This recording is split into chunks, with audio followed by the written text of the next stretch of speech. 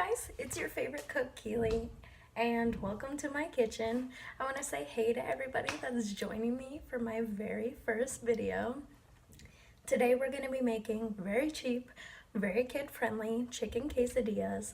I love these, my little brother loves these, and they're super easy. What you're going to need is a 12-ounce can of chicken. Otherwise, you can use any other kind of chicken that you want. I just prefer using the canned chicken because it's so much easier to work with.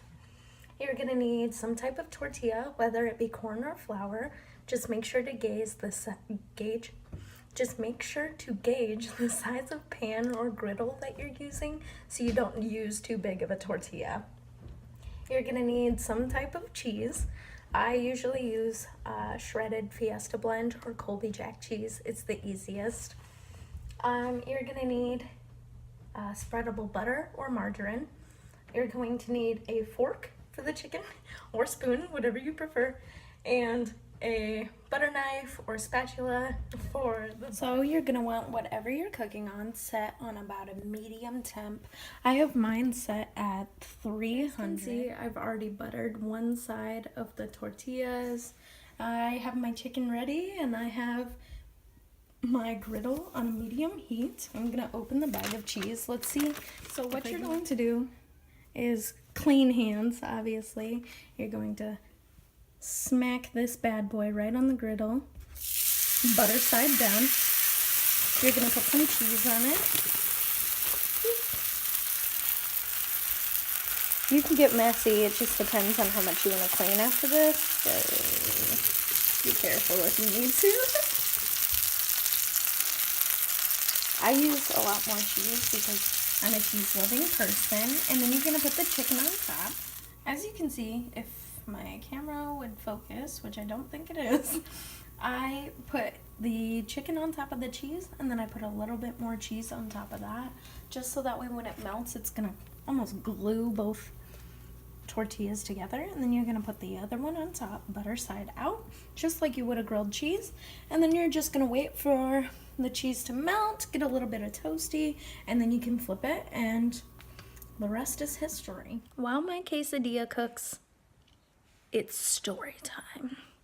So my friends and I, we found a house on Craigslist. I know what you're thinking.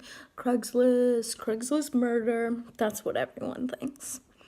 But my soon-to-be roommate, oops, sorry, my lip gloss is goopy. My soon-to-be roommate found the perfect place on Craigslist.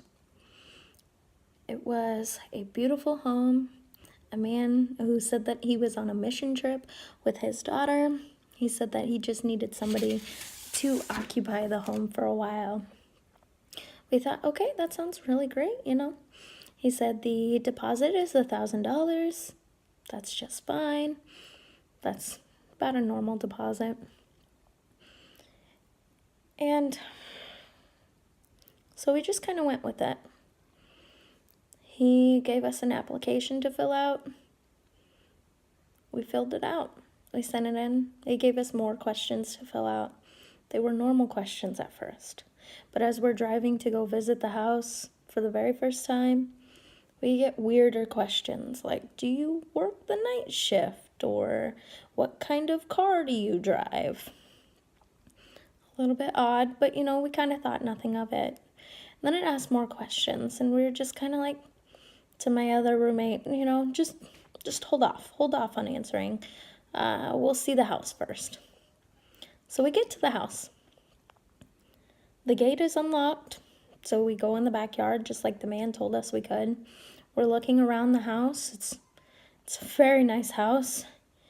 We're looking some more. It's the perfect house. This would work perfectly for us. It's great. It's near businesses. It's a really good time. Like, it was the perfect house.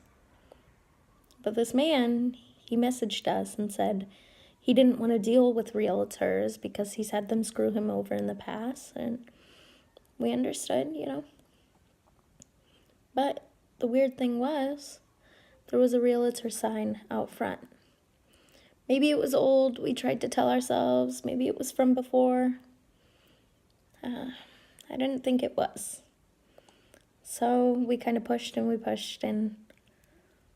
we decided we were going to call the realtor that was listed outside. We call her, and immediately, our hearts dropped into our stomachs. What she had to say rocked our whole worldview. How could a man on a mission trip with his daughter, or so he said, lie? How could he do this to us? But what she said to us was that this man had pulled this scam before. We aren't the only people he's talked to. We're just lucky we didn't give him all of our bank information, because what he was asking was a $1,000 deposit, which is reasonable on a house. It's not reasonable if you're going to steal it from us. And he wanted our account information. She advised us not to give it to him, which obviously. And so we messaged him. Maybe he would message us back. We asked when we could meet up with a deposit. He didn't really have an answer. We asked again, we poked and we prodded, and then he stopped replying. And that's when we realized it was the truth.